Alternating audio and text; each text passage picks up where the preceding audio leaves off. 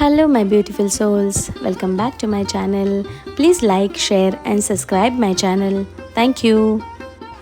श्री शिव पुराण श्री कोटिरुद्र संहिता 10वां अध्याय लोक हितकारी शिव महात्म्य दर्शन। सूत जी बोले, हे ऋषियों, इक्ष्वाकु वंश में एक बड़ा पुण्यात्मा राजा हुआ जिसका नाम मित्रसह था। उसकी पत्नी का नाम दमयंती था।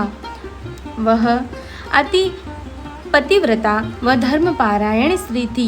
एक दिन राजा शिकार खेलने वन को गए। वहां उन्होंने कुमठ नामक दैत्य को एक महात्मा को परेशान करते देखा। उन महात्माओं के कष्टों को दूर करने के लिए उन्होंने उस राक्षस को मार डाला।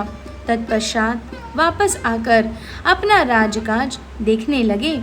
उधर उस दानव के छोटे भाई कपट ने राजा से बदला लेने के लिए रसोई का वेश बनाया और राजमहल में नौकरी करने लगा। एक बार गुरु जयंती के अवसर पर राजा मित्रसह ने अपने गुरु वशिष्ठ को भोजन के लिए आमंत्रित किया। गुरुदेव राजा के घर पधारे। उस कपटी राक्षस ने राजा से बदला लेने के लिए खाने में मांस मिला दिया और वह भोजन वशिष्ठ जी को परोस दिया। परंतु गुरु वशिष्ठ ने भोजन करने से पूर्व ही जान लिया कि इस भोजन में मांस है। यह देखकर मुनि को राजा पर क्रोध आ गया और उन्होंने राजा को सदा के लिए राक्षस बन जाने का शाप दे दिया। शाप सुनकर राजा रोने गिड़गिड़ाने लगा और बोला, मुनि श्रेष्ठ, मुझे क्षमा करें, यह अपराध मैंने नहीं किया है।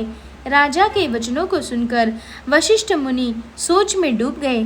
तब उन्होंने अपनी दिव्य दृष्टि से जान लिया है कि यह अपराध रसोइया का है, जो कि वास्तव में एक राक्षस है। तब वे राजा से बोले, राजन, तुम्हारा रसोइया एक कपटी राक्षस है। उसी ने जानबूझकर भोजन में मांस परोसा है।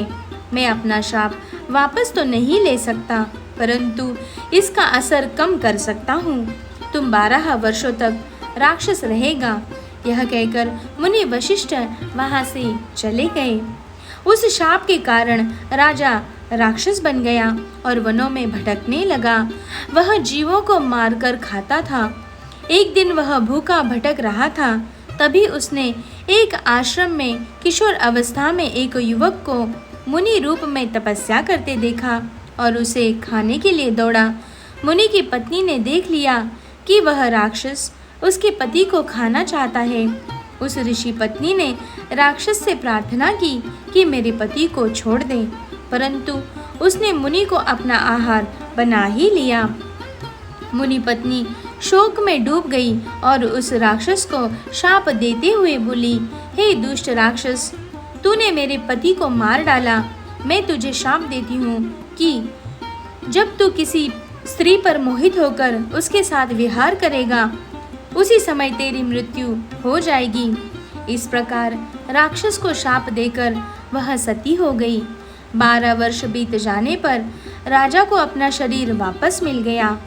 उसने जाकर अपनी रानी को शाप के बारे में बताया। यह जानकर राजा रानी को अपने पास नहीं आने देती थी, परंतु उन दोनों की संतान न होने के कारण दोनों बहुत दुखी थे। एक दिन दुखी राजा वन में चला गया, परंतु ब्रह्म हत्या के पाप ने उसका पीछा नहीं छोड़ा। तब राजा व्याकुल होकर गौतम ऋषि की शरण में चला गया। राजा ने उन्हें सारा वृत्तांत सुना दिया। तब गौतम ऋषि बोले, हे राजन, पश्चिम दिशा में जाओ। वहाँ गोकर्ण नामक तीर्थ है, जहाँ महाबल नामक ज्योतिर्लिंग है। उस कुंड में स्नान करके देवादिदेव महादेव जी का पूजन अर्चन करने से सभी पाप नष्ट हो जाते हैं। इसीलिए तुम वहां जाकर शिव जी की आराधना करो, तभी तुम्हें ब्रह्म हत्या के पाप से मुक्ति मिलेगी। गौतम ऋषि के वचन सुनकर राजा प्रसन्न हुआ और उसने आज्ञा लेकर गोकर्ण तीर्थ को चला गया। वहां उसने कुंड में स्नान करके भगवान शिव का पूजन और आराधना आरंभ कर दी।